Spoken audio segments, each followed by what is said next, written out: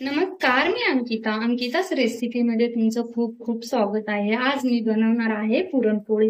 पुरणपोळी म्हटलं की सर्वांच्या जिव्हाळ्याचा सण असतो. आला की प्रत्येकाच्या घरी पुरणपोळी बनवली जाते, परंतु बऱ्याच जणांना ही पुरणपोळी अवघड वाटते. तर आजचा हा व्हिडिओ खास तुमच्यासाठी, ज्यांना पुरणपोळी जमत नाही. पुरणपोळी बनवण्याची सोपी पद्धत मी आज तुमच्या बरोबर शेअर करणार आहे. जे पहिल्यांदा बनवतील त्यांना अगदी परफेक्ट जमेल अशी एकदम सोपी पद्धत मी आज तुमच्या बरोबर शेअर करणार आहे. ती जिभेवरती टाकल्यावर लगेच विरघळेल अशी मऊ लुसलुशीत पुरणपोळी आज आपण बनवणार आहोत. इथे अशी हे 2 वाट्याने इथे चण्याची डाळ घेतली. चण्याची डाळ अशी एकदम स्वच्छ धुवून घ्यायची. 1-2 पाण्याने अशी चण्याची डाळ व्यवस्थित अशी स्वच्छ धुवून घ्यायची. तुम्ही एक भिजत पण घालून ठेवू शकतात, अशी पण स्वच्छ धुवून टाकू शकतात. आणि चण्याची डाळ अशी चांगल्या क्वालिटीची घ्यायची, त्याने आपलं पुरण एकदम छान आणि मस्त होतं.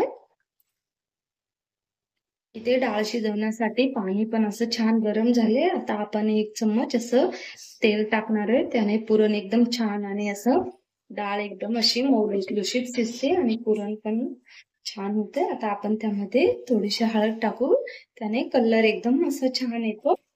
आता स्वच्छ धुतलेली आपण डाळ टाकणार आहोत.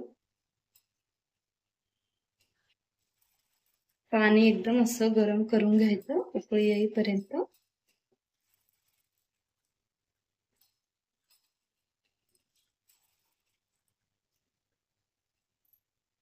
आता आपण डाळ अशी व्यवस्थित मिक्स करून घेऊयात आणि गॅस उकळी येईपर्यंत तो गॅस फास्टच ठेवायचा. उकळी आल्याच्या नंतर मग गॅस स्लो करायचा. एकदम अशी व्यवस्थित मिक्स करून घेऊयात. आता 5 मिनिटासाठी आपण झाकण ठेवणार आहोत. त्याच्यामध्ये थोडं पाणी टाकून गरम करण्यासाठी पाणी ठेवणार आहोत. पाणी गरम झालं की गॅस स्लो करायचा. ताटातलं पाणी आता असं छान मस्त गरम झाले. आता आपण यामध्ये टाकू आणि गॅस स्लो करून डाळ शिजवायची छान मस्त. डाळ अशी आपण मध्ये मध्ये चेक करत राहायची, मध्ये मध्ये अशी मिक्स करत राहायची. इथे आपली डाळ एकदम अशी मऊ लुसलुशीत शिजली, हे बघू शकता. एकदम छान अशी शिजले. आता आपण त्यामधलं पाणी सार बनवण्यासाठी काढून घेणार आहोत. आता आपण असं चाळणीमध्ये डाळीचं पाणी काढून डाळ अशी निथळून घेणार आहोत. सर्व डाळ अशी एकदम व्यवस्थित कोरडी करून घ्यायची.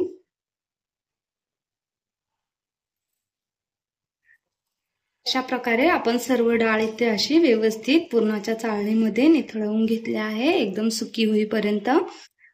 आता आपली डाळ सर्व अशी निथळवून सुकी करून झाली. आता आपण तिला गरम करून घेऊयात गूळ टाकून. इथे मी अर्धा किलो गूळ असा बारीक करून घेतलाय. आता तो यामध्ये टाकू आणि असं व्यवस्थित मिक्स करून घेऊ.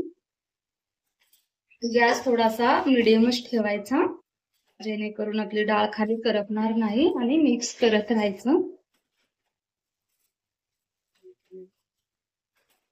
अशा प्रकारे सर्व असं गूळ विरघळेपर्यंत मिक्स करायचं. आता आपण चवीनुसार मीठ टाकूयात आणि परत सर्व मिश्रण असं मिक्स करून घेऊ. सर्व एकदम असं एकजीव करायचं. गूळ पण असा छान विरघळला पाहिजे डाळीमध्ये. अशा प्रकारे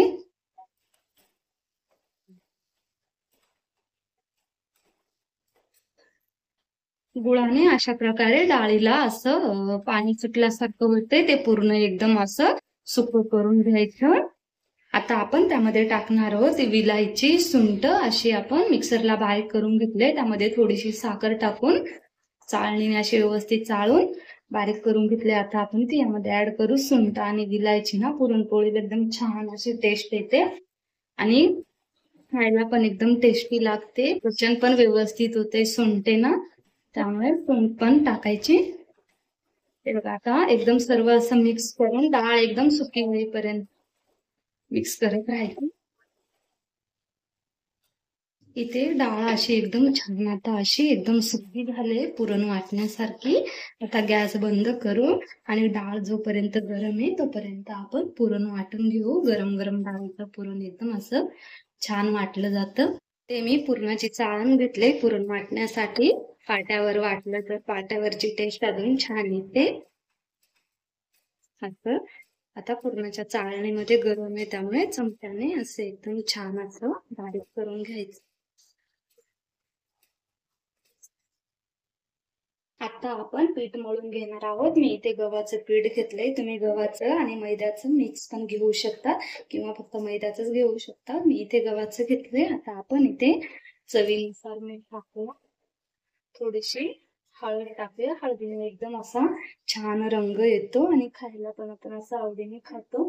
मी डाळीमध्ये पण हळद टाकली त्यामुळे त्यात थोडीशी हळद टाकून एकदम असं व्यवस्थित मिक्स करून घेऊया। आणि पाणी असं एकदाच नाही टाकायचं, आपलं थोडं थोडं करून पीठ मळून घ्यायचं। एकदम असं व्यवस्थित मऊ लुसलुशीत असं पीठ मळायचं जेणेकरून आपली पुरणपोळी फुटत नाही, एकदम अशी छान फुगते। इथे छान असा मऊ लुसलुशीत असा गोळा तयार करून घेतलाय पिठाचा। आपण आता त्यावरती थोडंसं तेल टाकू आणि मिक्स करून घेऊयात। अशा प्रकारे सर्व बाजूने असं तेल लागेपर्यंत मिक्स करून घ्यायचं आणि पिठाचा एकदम छान असा गोळा बनवून घ्यायचा। इथे आपलं पीठ मळून असं तयार आहे। आता आपण त्याच्यावरती झाकण ठेवून अर्धा तास असं एकदम छान भिजू देणार आहे। सर्व पुरण इथे असं बारीक करून तयार आहे। आता आपण पुरणपोळी बनवून घेऊयात। आपलं पीठ पण इथे एकदम असं मस्त छान भिजले। आता आपण पुरणपोळी बनवून घेऊयात। पुरण पण असं मस्त मऊ लुसलुशीत झालंय। चला तर आपण आता पुरणपोळी बनवून घेऊ। चपाती एवढं पीठ नाही घ्यायचं, असं कमी पीठ घ्यायचं कारण आपण त्यामध्ये पुरण भरणार आहोत। आता आपण त्याची पारी करून घेऊ। आपण जसा मोदक बनवतो तशी जशी त्याची पारी करून घ्यायची। हे बघा अशा प्रकारे जसा वाटीचा आकार आहे वाटीच्या आकारासारखी बनवायची। आता आपण त्यामध्ये पुरण भरणार आहोत।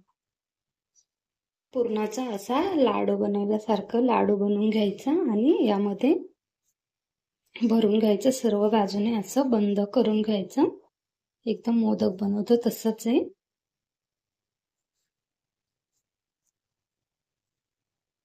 अशा प्रकारे बनवून घ्यायचं। वरती जे पीठ राहील ते असं आपण काढून घेऊया।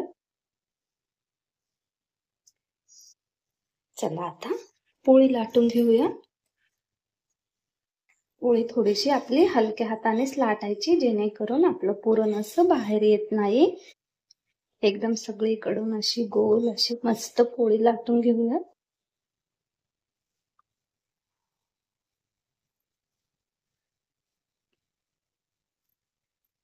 ही पुरणपोळी इथे लाटून तयार आहे। आता आपण इकडे गॅस वरती तवा गरम करायला ठेवलाय।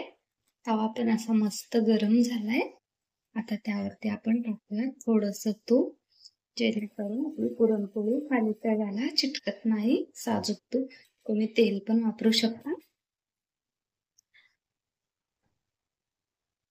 आता पुरणपोळी टाकू आणि अशी मस्त अशी भाजून घेऊया। गॅस थोडासा लोच ठेवायचा जेणेकरून पुरणपोळी आपली करपणार नाही। अशा भरपूर पुरणपोळी भाजून घ्यायच्या सर्व। इथे पुरणपोळी अशी बनवून तयार आहे। तुम्ही बघू शकता इथे सर्व बाजूने असं पुरण भरलंय। मऊ लुसलुशीत पुरणपोळी आपली बनवून तयार आहे। कशी वाटली तुम्हाला रेसिपी नक्की कमेंट करून सांगा। आवडली असेल तर लाईक करा, चॅनलवर नवीन असेल तर सबस्क्राईब करा। धन्यवाद।